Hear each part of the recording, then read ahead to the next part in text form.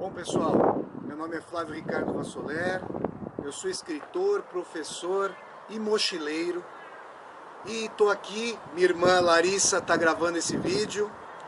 Nós estamos aqui, vejam vocês, no coração espiritual da humanidade. Nós estamos em Jerusalém, em Israel, né? Israel, na Palestina. Nós estamos aqui em Jerusalém e vocês veem as minhas costas. Vocês têm aqui as minhas costas uma imagem formidável da cidade murada de Jerusalém, da velha Jerusalém. Aquela abóbora dourada, aquela abóbora de ouro que vocês veem às minhas costas, é justamente a cúpula do Domo da Rocha, dessa mesquita formidável, dessa centro de adoração islâmica, né? Vocês veem Jerusalém às minhas costas. E aqui onde eu estou aqui exatamente, é um cemitério judaico e nós estamos em meio ao famosíssimo e importantíssimo Monte das Oliveiras. E eu quero falar com vocês um pouquinho justamente sobre a importância do Monte das Oliveiras para as últimas horas da vida terrena de Jesus Cristo, né? O Monte das Oliveiras é um local muito emblemático. Nós já passamos, vindo ali de baixo, né? Nós passamos pela igreja de Getsemane, onde há ali as 8 oliveiras, em meio às quais Cristo e os apóstolos caminharam e oraram com fervor, né? Cristo orou com muito fervor, antes de subir até o Monte das Oliveiras e passar a ser submetido aí à tentação do chamado cálice, e depois da qual ele seria entregue, seria traído, na verdade, por Judas Iscariotes, um dos apóstolos, e depois, então, seria entregue aos fariseus, para ser encaminhado até a sua conversa emblemática com Pôncio Pilatos, o governador romano da Judéia, à época de Cristo. Mas muito bem, Cristo sobe com os apóstolos até o Monte das Oliveiras, onde nós estamos agora, e ele começa a orar. Ele pede primeiro que Pedro e alguns outros apóstolos que estavam com ele comecem a orar e fazer uma vigília para ver se alguém subiria até o monte para persegui-los. E Cristo começa a ser submetido a um momento muito bonito dos evangelhos, em que Cristo sofre na carne, através da carne, pela carne, uma tentação derradeira, em que Cristo Jesus, como homem, se vê afrontado, se vê confrontado pelos desígnios da divindade. Toda a trajetória narrativa da paixão guarda muita similaridade, eu diria similaridade estrutural, similaridade narrativa com a tragédia no sentido grego, porque Cristo sabia desde o princípio que teria que ser submetido à paixão e inclusive escolhe como um de seus apóstolos Judas de Iscariotes, né? O Judas Iscariotes, que entraria aí para a história como traidor, como aquele que viria a traí-lo. E na Santa Ceia, na ceia anterior, na última ceia, portanto anterior a essa noite da qual eu estou falando, ele anuncia a seus apóstolos que um deles o trairá. E há uma confabulação, há uma conversa entre os apóstolos para saber quem então procederia à traição. Vamos lembrar que Judas trai Cristo, entrega Cristo aos fariseus pelo preço de 30 moedas de prata. E 30 moedas de prata, à época, constituía um valor de escravo. É como simbolicamente Judas trai o Cristo como se ele fosse um escravo, o vende aos fariseus, o entrega aos fariseus pelo preço de um escravo. Muito bem. Nesse momento, o que acontece? Cristo pede a Deus que o salve, que consiga eximi-lo dessa trajetória de suplícios pela qual ele está para passar, mas em determinado momento, diante de muita prostração, e eu pude tirar uma foto ali na igreja de Getsemane, do Cristo prostrado sobre uma rocha, pedindo, suando, e Lucas vai dizer que o suor de Cristo chega a se transformar em gotas de sangue. Ele pede: Pai, afasta de mim esse cálice. É uma passagem muito bonita, muito famosa dos evangelhos. Mas depois ele diz: só que seja feita a tua vontade, Pai, e não a minha. E nesse momento há o entendimento, há uma compreensão tradicional, no sentido católico protestante, de que Cristo teria superado a sua característica corpórea, humana, e já transcendido a si mesmo com vistas à consecução da paixão. E eu falei sobre essa similaridade entre o caráter da tragicidade grega, porque há um fechamento de trajetória que está dado a priori. É como se, ao percorrer uma trajetória, não houvesse propriamente uma linearidade, porque, a não ser que nós consideremos que a linearidade forma um aspecto circular. Por quê? Porque Cristo sabia desde o princípio que seria submetido à paixão. Então ele consuma a sua trajetória sabedor daquilo que vai acontecer. Não há propriamente surpresa, não há propriamente um desenlace. Muito bem. No momento em que Cristo passa por todo esse suplício, ele se dá conta vamos dizer que ele reprime os seus seguidores, os seus apóstolos, porque Pedro e os demais caíram no sono, justamente quando Cristo havia pedido a eles que fizessem vigília e que orassem. E justamente momentos depois ali dessa invectiva de Cristo contra os apóstolos e contra Pedro, chegam os fariseus secundados por Judas Iscariotes. E tinha ocorrido, segundo os evangelistas, havia ocorrido uma combinação de que Judas faria um gesto simbólico para identificar Cristo aos fariseus, para que então ele pudesse ser entregue. Judas se aproxima de Cristo e, em meio aos apóstolos, lhe dá um beijo em uma das faces. Vamos nos lembrar de que no Sermão da Montanha, Cristo diz que é importante não apenas amar os amigos e odiar os inimigos. Isso os pagãos, aqueles que não conhecem a palavra, já faziam segundo Cristo. É importante oferecer a outra face, amar ao próximo como a ti mesmo, amar o próximo, o próprio inimigo. Com um beijo, Judas trai Cristo. E aí a colocação de Cristo é emblemática.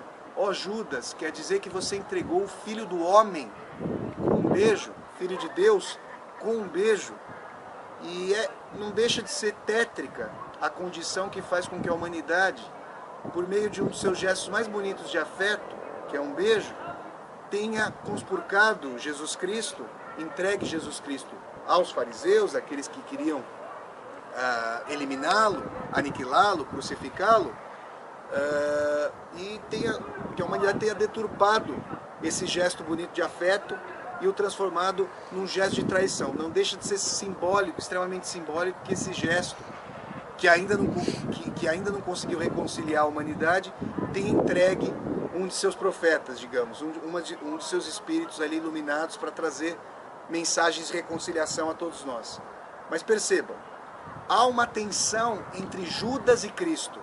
E como vocês podem ou não saber, mas eventualmente alguns de vocês já sabem disso, Judas escreveu um evangelho que depois foi considerado apócrifo, foi considerado, foi prescindido, foi proscrito ali pela Igreja Católica na sua compilação para a formação da Bíblia, com o Velho Testamento judaico e o Novo Testamento cristão.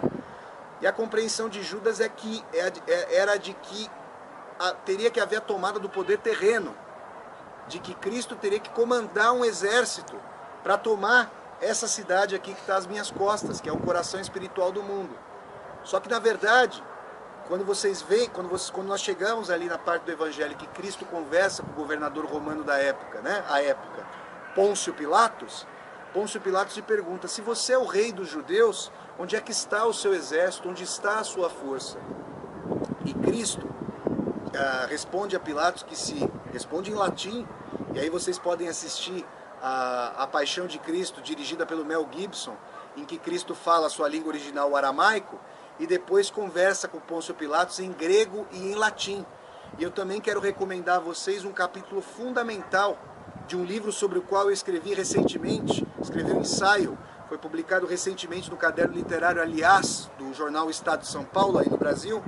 Eu escrevi um ensaio sobre O Mestre e Margarida, do escritor russo Mikhail Bulgakov. E num dos primeiros capítulos ali, deslumbrantes dessa obra magnânima, o Bulgakov faz a mediação de um possível encontro entre Pilatos e Cristo, narrado pelo diabo, que é a grande personagem de O Mestre e Margarida. E nesse encontro formidável, Pilatos faz essa pergunta. Isso está relatado, obviamente, pelos evangelistas, pelos 4 evangelistas, Marcos, Mateus, Lucas e João.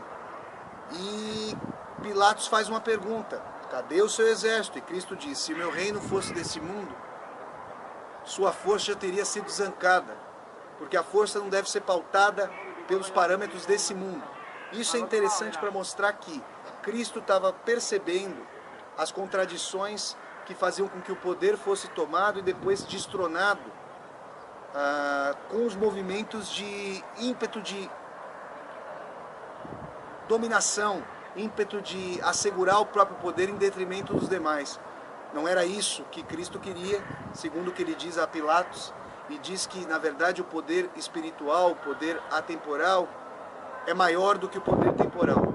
Essa tensão que fez com que Judas quisesse que Cristo entrasse em Jerusalém montado em um cavalo branco com um forte exército, se contrapôs à noção de que Cristo entra em Jerusalém montado num humilde jumentinho e seguido por leprosos, por prostitutas e pobres e mendigos da terra, os condenados da terra.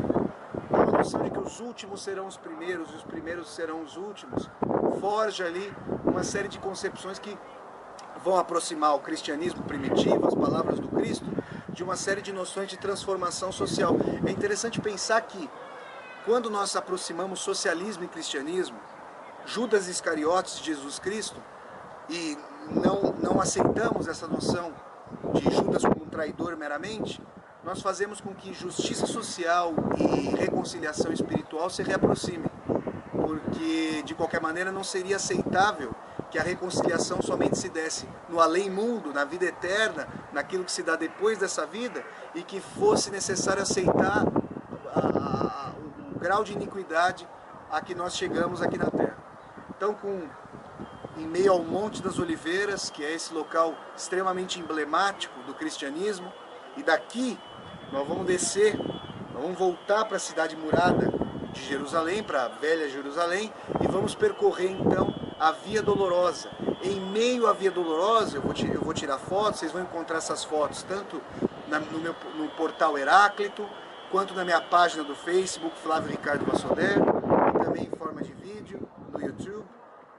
Eu vou mostrar para vocês o local a partir do qual Pôncio Pilatos diz que Cristo deve ser condenado. Ele lava as mãos, né, tradicionalmente. Cristo então é entregue aos açoites dos soldados romanos e ele vai percorrer a Via Dolorosa carregando aquela cruz terrível sobre os ombros, até chegar ao local da sua crucificação, que é chamado local da caveira, o Gólgota, onde a Larissa, minha irmã, e eu estivemos ontem à noite e vimos o local de crucificação, que fica hoje em meio à Igreja do Santo Sepulcro. Há um local sobrelevado, onde teriam sido postas as 3 cruzes, a cruz de Cristo, que entremeava 2 outras cruzes dos 2 ladrões, tidos como ladrões, um dos quais, segundo a tradição evangélica, foi redimido, se redimiu no último momento, e em frente desse local de crucificação, do Gólgota, há o local do Santo Sepulcro, o local do túmulo, suposto túmulo ali de Cristo. Então a gente vai descer agora, daqui do Monte das Oliveiras até a cidade murada de Jerusalém, para percorrer a Via Dolorosa, nesse marco aqui do cristianismo. Me despeço de vocês em meio ao Monte das Oliveiras, num cemitério, um belíssimo cemitério judaico, e fico muito tocado, me sinto muito afetado por todo esse local, por todas as reflexões que eu venho fazendo nos meus livros, por todas as reflexões que eu venho desenvolvendo em relação à importância da noção de interioridade da fé e da compreensão espiritual, para além de ações exteriores. É importante frisar que a traição de Judas por 30 moedas tem o fator não apenas da traição, do mau caratismo, do banditismo de Judas, mas a noção de que era necessário sair da condição de escravo. Judas tinha um pensamento eminentemente político, e Cristo tinha um pensamento de reconciliação que dizia a respeito de onde está o seu coração, ali reside o seu tesouro. Mas seria necessário fazer uma síntese entre Judas e Cristo para que nós encontrássemos uma reconciliação entre Deus e o mundo, a história e a transcendência. É isso, pessoal. Muito obrigado.